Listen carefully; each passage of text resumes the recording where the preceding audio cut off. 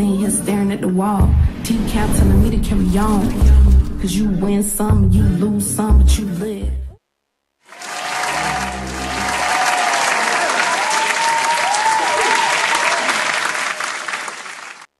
Everyone, and welcome back to the Ms.Dria Show, where I'm your host, Ms.Dria, and here I have with me Vice Mayor Felicia Robinson. How are you? I'm fine, and you? I'm great. Thanks for asking. And thank you for coming. Welcome to the show. I'm happy to be here. Thanks for inviting me. Thank you. Anytime.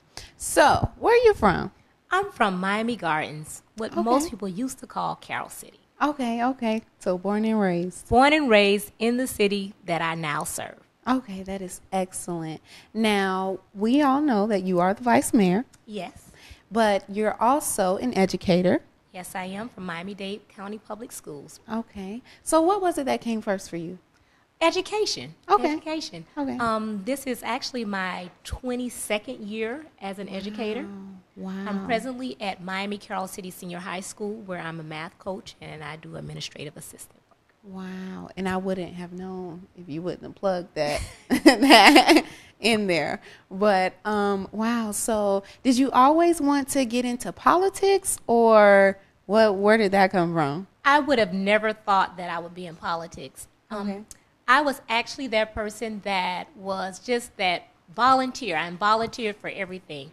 I'm really concerned about people and want to help. Okay. So I would volunteer. And I guess living in the community, we wasn't always incorporated, but when we began to become incorporated in 2003, we had to actually go and, rally the people up, go and knock on doors. And so I played a part in that, trying to motivate people that, we did need to become a city. Okay. And then after we became a city, I was one that was making sure that I volunteered on everything to make sure that the city ran properly.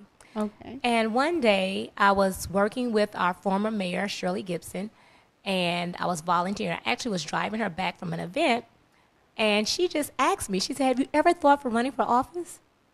And I was like, no, running? But that question really stuck with me, and I started thinking, what does it really mean to run for office? And then during that same time, where I was living in the city, my home had been broken into twice. And speaking with the officers, they had suggested that we started a crime watch. So being that person that I am, I started going and knocking on the doors just on my block. And talking to the residents and my neighbors, I realized that a lot of them had actually stayed there for like 15 years. Now, I had just moved in maybe about 3 years ago. I had moved from my mom's house to my own place. Okay. And I realized they didn't know each other. Wow. And that was a shocker for me, because on my block, everyone knew everyone. And talking to them and listening to them, I realized that they wanted better, but they didn't really know what the processes was. It was kind of like they wanted a voice. They wanted someone to be able to speak for them. So that happening, and then the former mayor asked me, you ever thought about running for office? That mix kind of came together. And I prayed about it, and then I was like, you know what? Sometimes you can't always want to put someone else in the position. Sometimes you have to do it yourself. And I decided I would run. Wow. So you've been on the council since 2010. Yes. And you were elected. You've actually been the vice mayor for quite a while. I've been the vice mayor since 2014. Okay. So you have the vice mayor gets 2 years. Yes. But you have a story as to, how someone fell out and then. Okay. So when I first was elected in 2010, I ran against 3 other people. Okay. One of the guys dropped out of the race because they all were men. I was the only female. Wow. And I won out of the remaining 3 of us. Okay. But then one of the contestants, or one of the people that was running, decided that I may not have gotten a true 51%, and he took it to court. Wow. So then I had to do a runoff, which was really kind of shocking, because your first time out, you're not really a seasoned politician, and then you have to do a runoff. It kind of shocks you. But I was like, hey, it's all about the people. if they voted me in, they want me, then they'll keep me. Exactly. And in the runoff, I won by like 65%. Wow. So he just set himself. Oh, man. Yes. And so that was in 2010. Then we have 4-year terms. Okay. So I should have been reelected. I was reelected in 2014. Okay. And when I ran in 2014, I ran unopposed. So no one ran against me. And that made me feel like I was doing really a great job because I didn't have any contestants. That is excellent. Nobody felt like they could compete with you. Well, I just, maybe not compete with me, but they were satisfied with the work that I'm doing. And that's excellent. So I just want to commend you on that. Well, thank you very much. You're welcome. And I want you to keep doing what it is you are doing in the city of Miami Gardens. Well, I'm very passionate about it. And I find that when you're doing something that you love and you're passionate about, mm-hmm. You're going to flourish. Exactly. There's no limits. Exactly. So you're very big in the community. You do many things with women.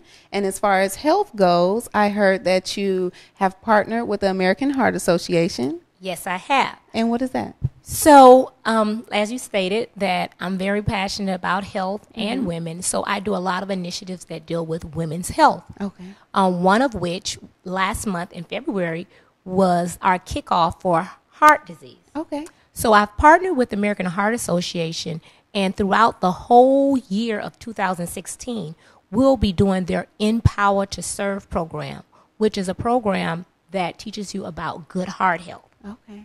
So I have these monthly meetings. They're called Meet Me Monday, every second Monday of the month. And the meetings go where we address residents' concerns because we want to make sure that everyone in the community is happy. We bring in different people to make sure that they share information to make us good advocates for our community. But we always have a health segment, and that health segment will now be the Empower to Serve program hosted by the American Heart Association, and it teaches you all about good heart health. Okay, that is excellent. So that is excellent because you're taking care of the people in the community and teaching them how to take care of themselves, which we do need. Now you also have Love. So Love is Ladies of Virtue. It's a mentoring program for our young ladies. Okay. And very passionate about that because I work with young people all the time in the high schools. And this particular program, we meet every second Thursday at City Hall. And each one of the young ladies have a mentor. So if you know any young ladies that may want to get involved, just let us know.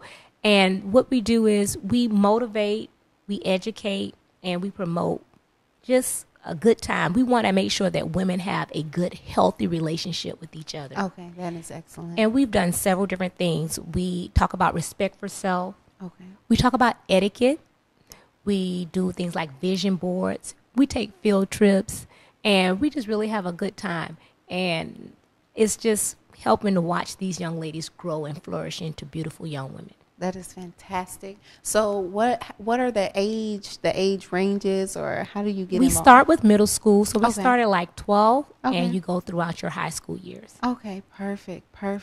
So are you working on anything else? Because you do a lot in the community. Do you have anything else coming up? Well, yes, I do. Okay. Like I said, I'm an educator at heart, and I believe when you know better, you're going to do better. Exactly. And so something else that really was inspired to me to do is to make sure that our young men, our young boys, were involved in reading. So we're starting a program called Reading with Style. Okay. And at this time, I have about 5 barbers that's in the city of Miami Gardens that have agreed to allow us to come into their shops on a Tuesday evening, have our mini library, and we have the young boys to read. They read, they talk about their story, and they'll get a free haircut. That is excellent. I just love the passion that you have for helping these young individuals, our youth, because we need it. Like, exactly. They are our future. So I love that. I love it. And it's like I hear it. Like, just you talking about it, it's like, wow. It's great. Like I said, we have to do it for ourselves. Exactly. And I think that I'm put in this position to make sure that we improve our future. Wow. And that's the only thing I'm doing. And so I love what I do. That is excellent. And like I said before, when you're passionate about something and you truly love it, there's no limits. Wow. So, so you have that. do you have anything else that you're going to give back to us? Well, like I said, going back to health, 'cause like I said, health, one of the things that one of my mottos on health is we're doing so many great things in the city of Miami Gardens that if we're not healthy and we're not around here to enjoy it, what's the use? Exactly. So I did leave this one out where in the month of October, we paint the city pink for breast cancer awareness. And I know a lot of people say, well, breast cancer is just for women, but it's not. No. Men have breast cancer too. I've met a couple throughout the 6 years we've been doing this.